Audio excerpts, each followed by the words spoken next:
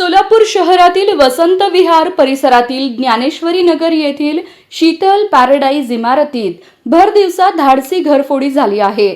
चोरट्यांनी 27 तोळे सोने, अर्धा किलो चांदी आणि 50,000 रुपयांची रोकड असा लाखो रुपयांचा ऐवज लंपास केला.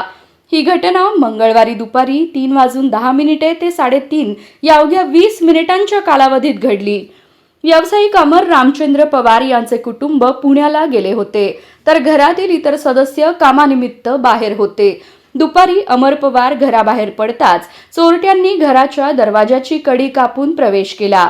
कपाटातील दागिने व रोकड घेऊन ते पसार झाले.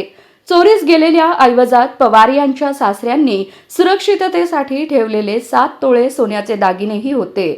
दरम्यान दुपारी वीज पुरवठा खंडित झाल्याने चोरट्यांनी लिफ्ट ऐवजी जिन्याचा वापर केल्याचं समोर आलं आहे. 2 संशयित तरुण जिन्यावरून धावत खाली येऊन कारमधून पसार झाल्याचे काही रहिवाशांनी सांगितले. परिसरात सीसीटीव्ही कॅमेरे व सुरक्षा रक्षक नसल्याने सुरक्षेचा प्रश्न पुन्हा ऐरणीवर आला आहे. घटनेनंतर पोलीस उपायुक्त डॉक्टर अश्विनी पाटील यांच्यासह गुन्हे शाखा, डीबी पथक व श्वान पथकाने घटनास्थळी भेट दिली. फौजदार चावडी पोलीस ठाण्यात गुन्हा दाखल करण्याची प्रक्रिया सुरू असून पोलिसांकडून तपास सुरू आहे. बोला. अमर रामचंद्र पवार. 3:10 मी बाहेर गेलो आणि 5:20 आल्यानंतर बघितलं तर हे सगळं दिसलं मला प्रकारात.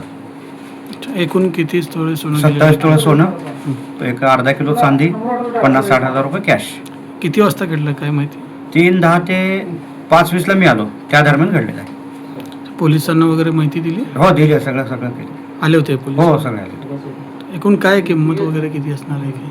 बघा आता 27 तोळे सोनं म्हणल्यानंतर आज त्याच्यासोबत अजून काय केलं? कॅश गेली 50-60 लाख रुपये, 60,000 रुपये आणि अर्धा किलो चांदी. तू बाहेर गेले होते का घरात? बाहेर गेले होते, कामानिमित्त बाहेर गेले. बंधूंचं नाव? अमर रामचंद्र पवार.